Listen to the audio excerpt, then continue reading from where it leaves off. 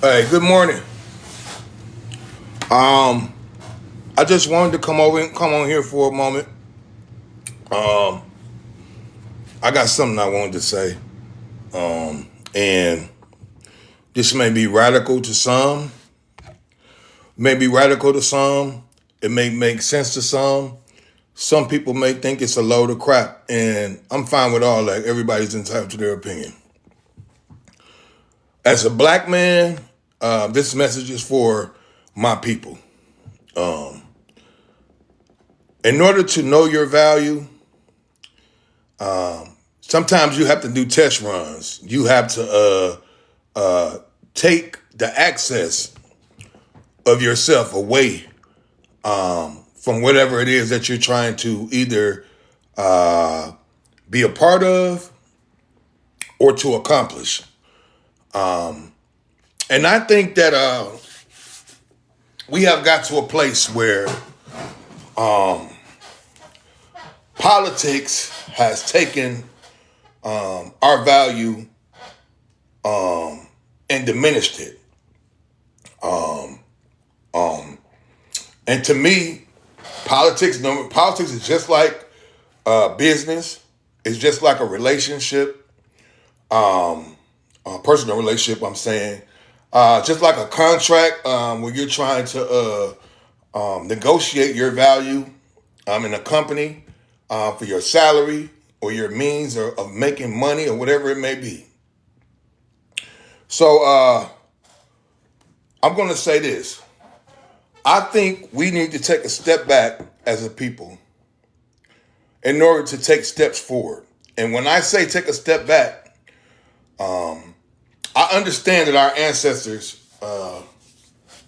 took a lot of toil. They sacrificed. They in some cases they died in order for us to have the ability, the right to vote. But at this point, our vote is not being represented by our issues, the things that we deem important. In fact, we're being used as laborers, but not being deemed as electable as a quote unquote dog whistle word. You'll hear that unelectable or something like that. So I am fully aware that Republicans really don't care for black people, and I would say a lot of them. I'm not going to paint them with a broad brush and say all. All that's not a good characterization. So I'm gonna say a lot of them. You can tell by their policies, their issues, and different things like that. Cool, no problem. But what I want black people to understand is that Democrats don't like us either. They don't have chummy feelings. With the only thing about Democrats is that they'll smile with you. They'll put their hand around you. They'll ingratiate themselves to you in order for you to rubber stamp the policies that they want. So this is my idea, and this is my plan of what I said. I say that we take a voting cycle off. We're not getting what we want anyway. We're when we go and vote, majority of the time it's not representing the causes that we want to get solved, or the constituents are not representing us and the things that we want pushed. So therefore, in order to know your value, take your value away. Just like a bad relationship, just like sports and collective bargaining, whatever may be the case. If you want to know your value, take it away. If you really had value, either the organization, the people, whoever it is will feel that, and they will want to find a way to reconcile. So therefore, I'm going to say something radical, like I said before, but to me, it's not that radical because at some point it makes sense. The way that Jasmine Crockett was done was a straw for me. I have seen Democrats, and I'm speaking directly on Democrats now because most of the time that's what black people, that's supposed to be our correlation of voting. They're supposed to be representing the things that we want. So I would say this. if you ever notice, especially when there's a Democratic primary, we can go back to when Barack Obama was in the primary, and it got contentious with him and Hillary Clinton. You start hearing certain dog whistles that he's unelectable. He might be a Muslim. Is he the safe pick? Do we feel right with him? All these type of identity politics, racial characterizations, all that different type of stuff. But because Obama had a strong ground correlation, and he tied together different spans of people voting, he was able to overcome. But that's not the case majority of the time. One thing I will say, and I love Obama, not just because he's a black man, but I love Obama because he's a great orator, and I think that he is well-intentioned. Meaning that I don't think that that he's a person that's doing things out of animus or evil intention. If he does make a mistake, I think that it was a genuine mistake. But he is strategic too, also. But one thing that I do, I will critique him, or if I had a chance, I will ask him this question. It's the things that he went through in that primary. Why is he continuously now still coddling to the establishment Democrats when they have proven that they have a lot of racism within that part of the party? But they will point out the outwardly racism that the Republicans have, and they do. True. But the Democrats have a lot of racism within the establishment, and these are the dog whistle words that they use. Unelectable. So you telling me Jasmine Crockett was good to be a congresswoman? She was good to push forward and fight for things that people like me and other people of my kind look. But once she wanted to be a senator, now you start to hear words like unelectable. Oh, she can't get it done. You see the same thing with, you've seen the same thing with Madani. Madani, because he's not, this is the thing about the establishment. They always want these cookie cutter, ideal-like people. And they will, what they do is use other people, like people of my kind, or people of minority groupings, so to speak. They will use them for the labor. They will use them to get access to make their party have more acclaim and all this stuff. But when it comes to actual leadership, they're always going to pick white, a white, faith-based, heterosexual man for the most part.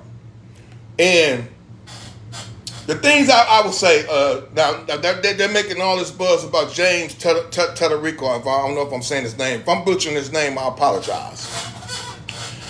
But y'all know who I'm talking about. The guy who won the race against Jasmine Crockett. Sorry about that. In the Senate race.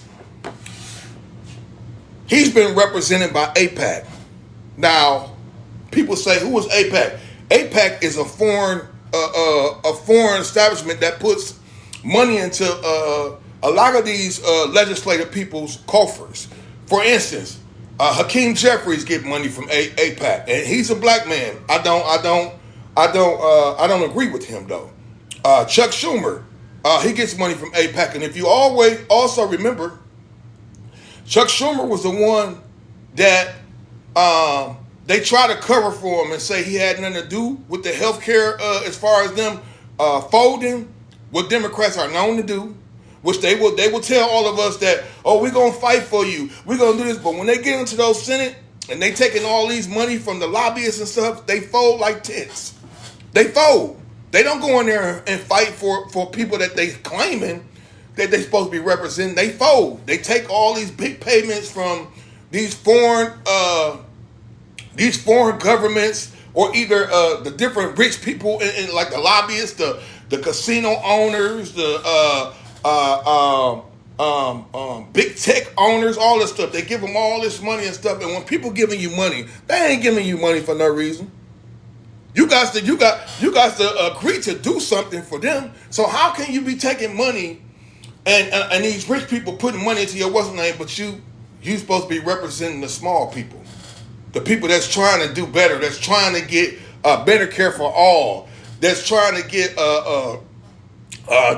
great education systems for their children, child care, affordable child care, affordable transportation, all these things that people that's trying to work and make their way and expand in this world. Y'all supposed to be for them, but y'all taking hundreds of millions, 20 million, whatever it may be from all these rich people. But I'm supposed to believe that you actually working for me. Man, I'm telling you, man, all of this stuff is a scheme, is a scam. And see what they do, they think that all we got to do, like Joe Biden did. Let's get back to how Democrats really feel. Joe Biden went on the Breakfast Club, and what did he say? What did Joe Biden say on the Breakfast Club when they asked him a question? If you don't vote for me, you're not black. So if I don't vote for you, I'm not black. Why? Because you a Democrat? So you automatically think you get my vote. Because I'm a black man, I automatically got to vote for you. Because the Republicans are so bad as far as they discourse with black people and how they feel and all that stuff. Since they so bad, you think that I got to accept anything from you. I'll be damned. I'll be damned. And that's why I come to this right here. Listen, we not getting what we want voting anyway. They say, oh, your ancestors died for this. And yeah, that's great. But at some point, we got to take the mantle from what our ancestors did. We got to take the mantle from what our ancestors did, and we got to press it forward. And how do you press it forward? Like John Lewis said, good trouble. Or sometimes you got to do things that are radical. And I'm telling y'all right now, if black people were to stick together, and when I say stick together, they hate when we able to unite. And the crazy thing about it, they've been so good at dividing us and having so much infighting and not being on the same page that it has worked. But I'm telling y'all, that the situation that they pulled with Tellerico in Texas, if black people say, okay, y'all want to try to use us as the laborers and use us as the ones that garden the soil and all that, but then y'all want to take the crops of our labor and take it for yourself, cool. Since y'all got it going on, y'all don't need our vote then. I'm telling y'all, I will guarantee you right now, and there's going to be these politics, because I'm going to tell you something. It's a lot of black politicians, like Roland Martin for one. He do a lot of good causes for black people. Well, one thing about Roland Martin, he been in politics so long, he done made a lot of money off politics. All he know how to do is try to demean black people and try to tell them, oh, we got to do this and we got to do. Man, don't talk to us like we know stepchilds or we know kids. We don't need to hear that from you. What we need to do, and I'm gonna tell y'all, this is my plan. I would say majority of it, because it's hard to get all, but if majority of black people take an election cycle off, and like I said, oh, they'll try to fearmonger you and threaten you. Oh, it's gonna get worse. Man, it's already bad, and it ain't never been too great for us anyway. So the way that you get your value is first knowing your value. Just like I'm going to equate this to a toxic relationship. When you in a toxic relationship and you might be the person that's like, man, I'm tired of this, but I feel stuck. And normally the person that's actually the toxic person in the relationship, they're gonna threaten you in ways that make you feel like don't nobody want you. Trying to make you feel ways that you stuck. Oh, you got 3 kids now. Oh, ain't no man gonna want you. Or if it's the other way, if it's the woman and the man, whatever it may be the case. Y'all get my point. Get my drift on that.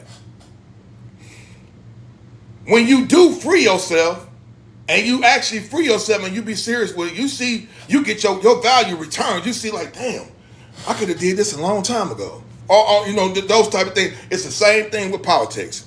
I guarantee you, if black people don't vote for Democrats this election cycle in the midterms in 26 and the presidential cycle in 28, I guarantee you what they're going to talk for is first they're going to say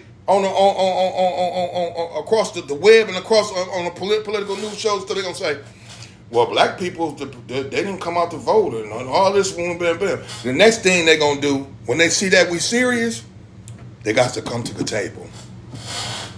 That's how you get your value back.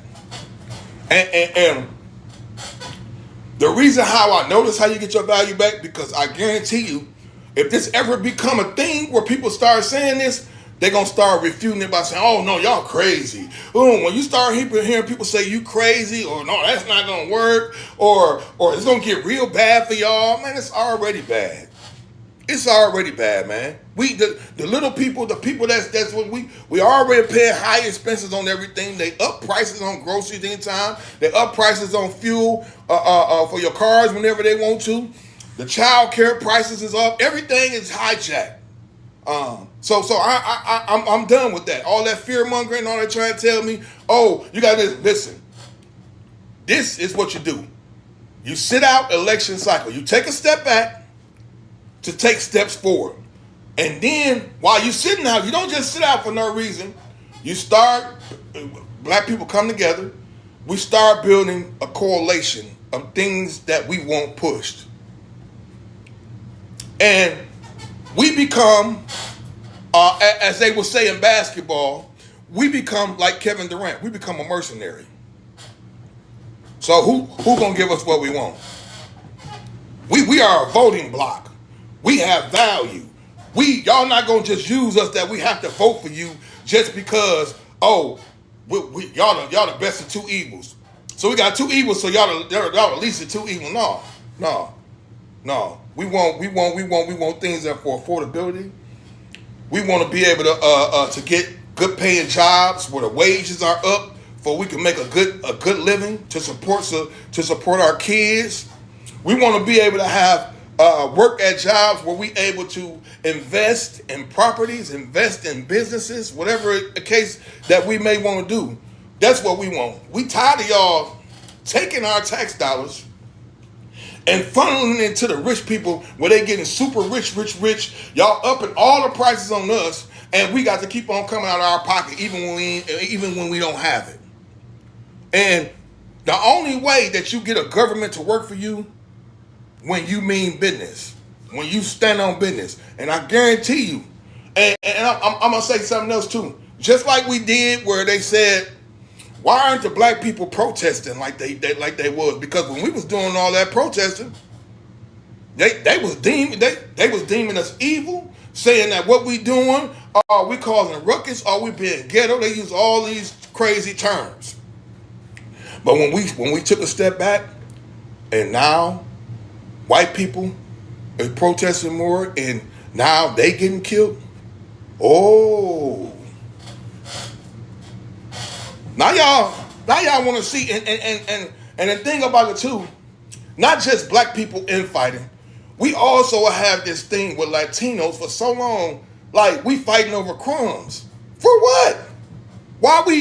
I don't understand why they have this attitude towards us, and I don't understand why we feed into it. They have never been a fight for us. Yes, they have come in, and white people do this real great. They make the minorities fight amongst each other for crumbs. We don't have to do that. What we need to do is know our value. I'm gonna pray for this. I'm hoping that black people, for once in our lives, will unite on something. And I don't mean we ain't even gotta be violent. We don't have to use mean-spirited words. We don't have to do nothing but use our freedom of choice. And our choice is not to be involved in y'all politics at this time. Once we able to sit down and y'all able to make an agreement, when y'all able down and y'all able to make an agreement, when y'all able to make an agreement, when y'all able to make an agreement on the things that we deem important, that they will be pushed for, that people that look like us can represent states and cities without y'all trying to use quote unquote dog whistle words unelectable and that type of stuff. Oh, we was good to help y'all get it to where it's at. But y'all don't really want no black person running for that seat. And they'll try to use stuff like, well, she couldn't win in Texas. She won the Congress race in Texas. And then that's when we get into that, oh, we want the white, heterosexual, religious man, faith-based man, or in some degree, con man. Because like I said, if your pockets is being filled by AIPAC or all these rich billionaire people, and they putting all these ads out by talking about how she ghetto, how she just so loud. Man, that woman her resume speaks for itself. Her resume speaks for itself. And the way that she articulates herself is what I have come to know strong black women be like. And if Democrats want us to be a part of their coalition, they're not going to be deeming that negative. We have to stand on that.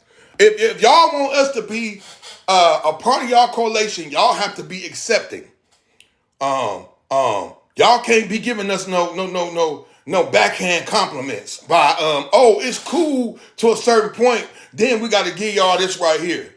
See that like, I'm gonna tell y'all the truth. White liberals, they ain't no better than the racist conservative white people.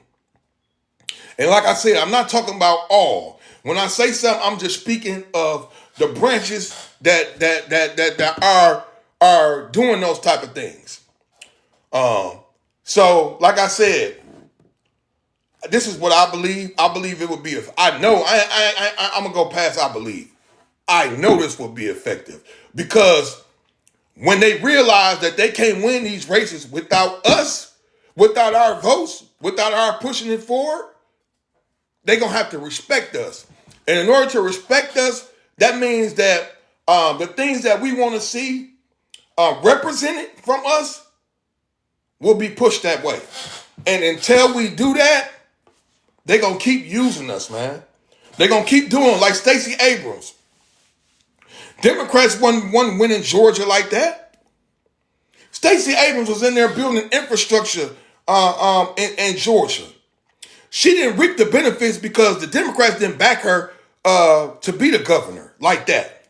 But when she was in the midst of doing that, you see they started getting Democratic senators and stuff.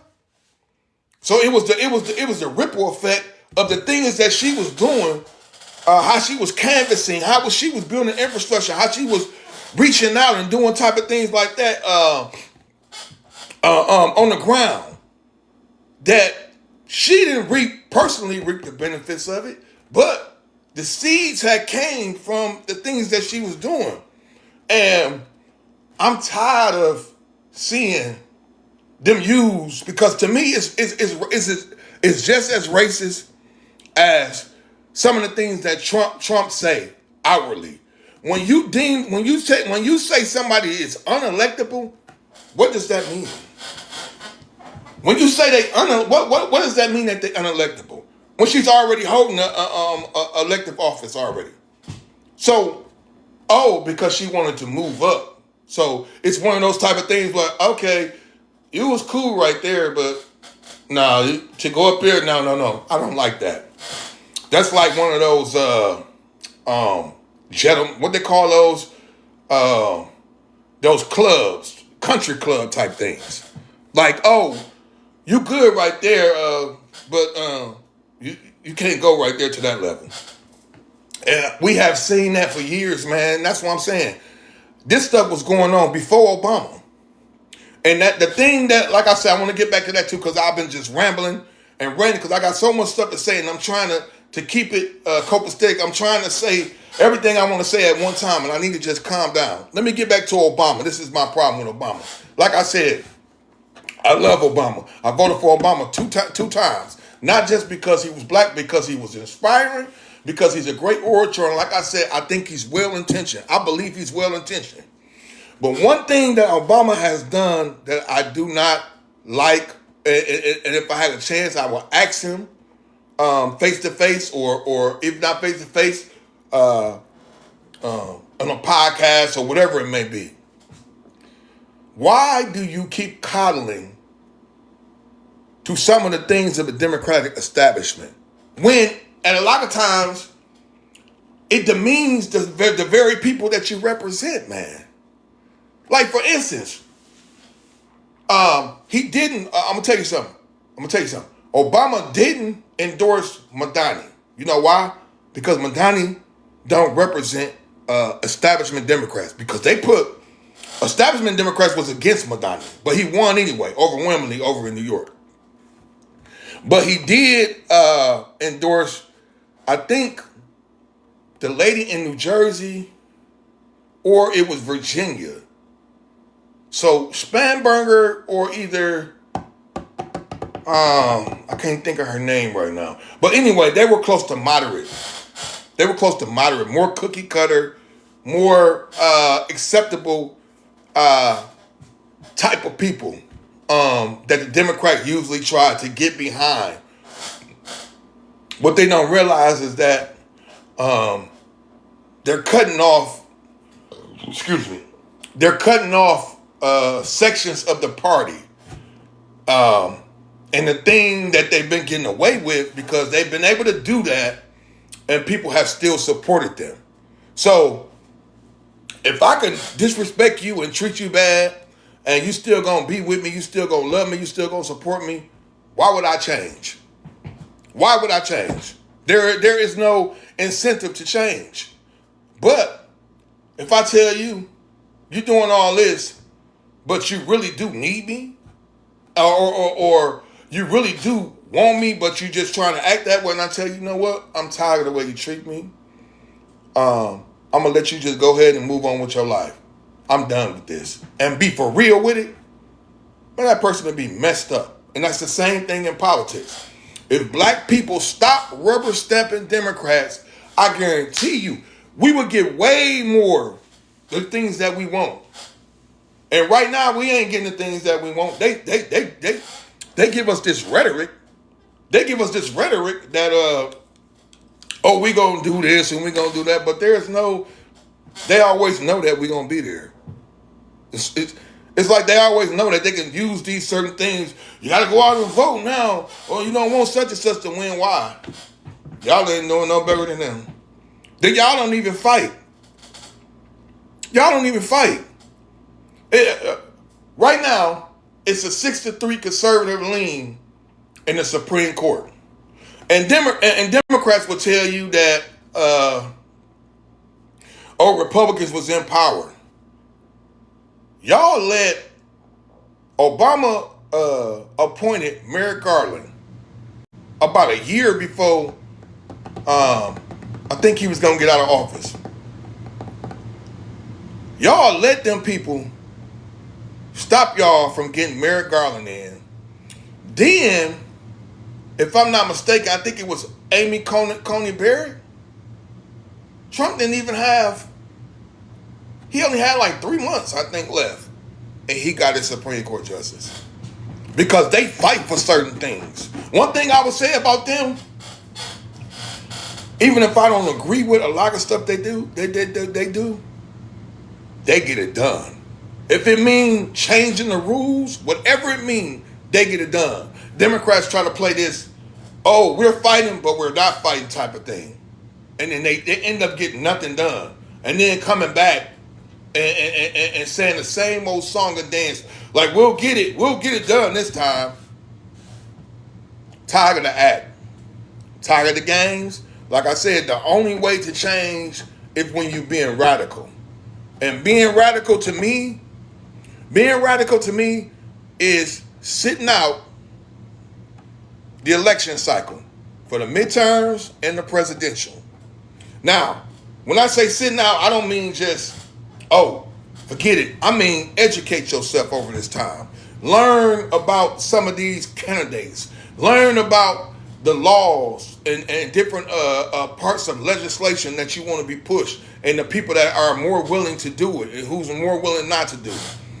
And then make a decision, an informed decision about who you want to represent. I'm an independent. I am not a Democrat or Republican, but I have voted with Democrats over and over and over again because Republicans have been horrible as far as how they feel about people of my kind, and they have been outwardly horrible.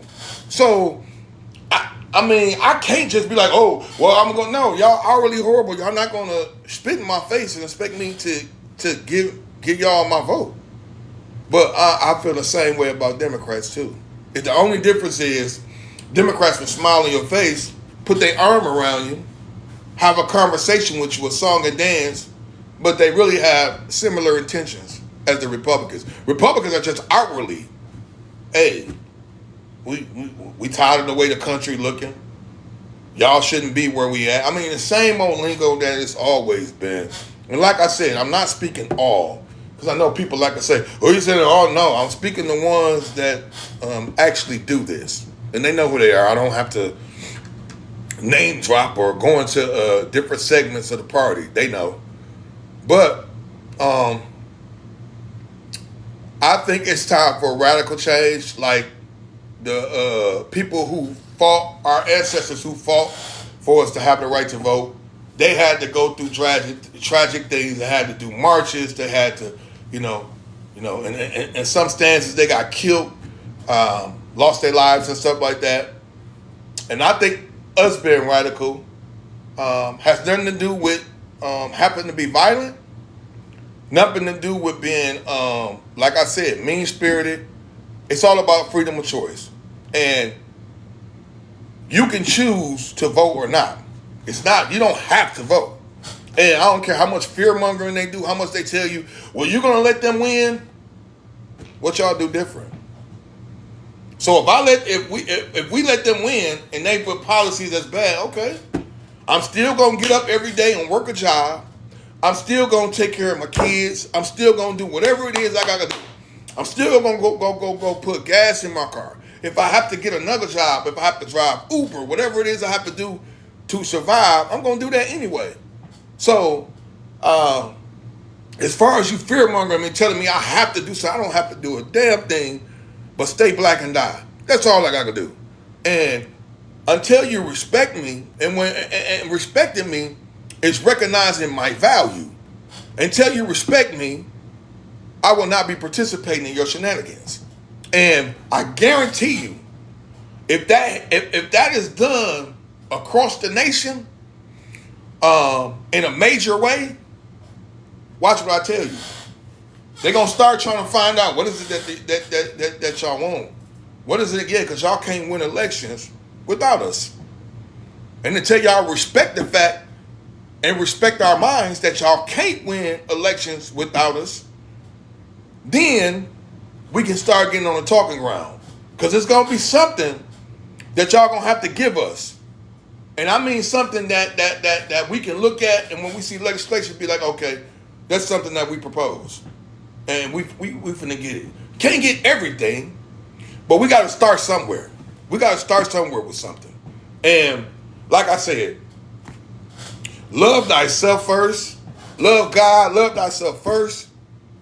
And when you treat yourself with that, all the value you're supposed to have will come. And when you get your value, add tax on it. Don't be shy. When your value is returned, add tax on it. So, like I said, man, all this us just being a rubber stamp,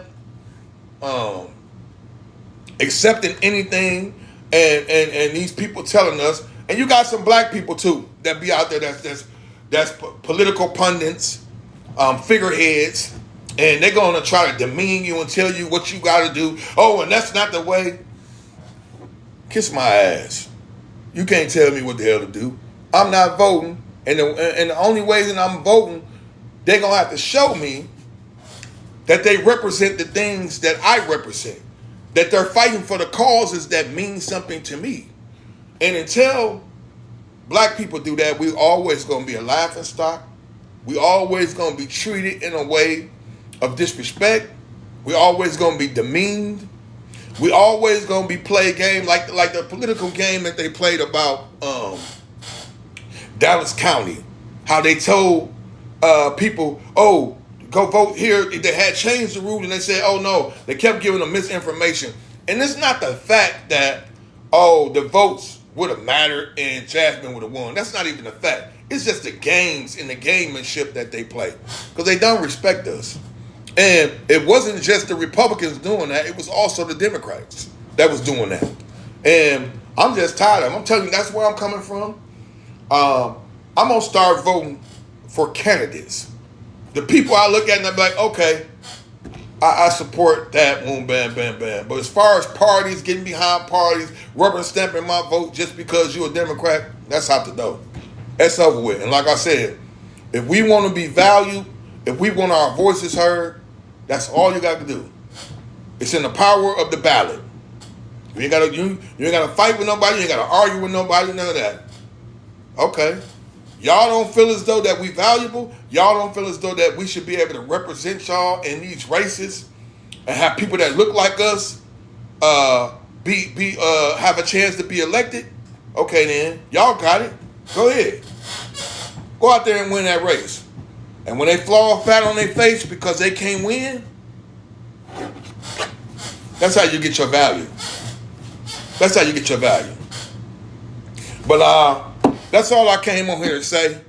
I think the way that Jasmine Crockett was treated, I don't like it. I know she can't come out and say it. I know she has to be a good sport. I know she has to get behind the party that she's a part of or whatever, but I don't. I don't have to. And I don't have to respect what they're about. And until they respect the minds of black people and appreciate our value and the things that we add to the tent of the party of the Democrats, you don't deserve my vote. You don't. So that's where I'm at. I hope I was able to reach somebody, whether in agreement, enlightenment, or disagreement, whatever it be. Y'all have a blessed day. I'll see y'all another time. Peace out. I'll see y'all another time. Peace out.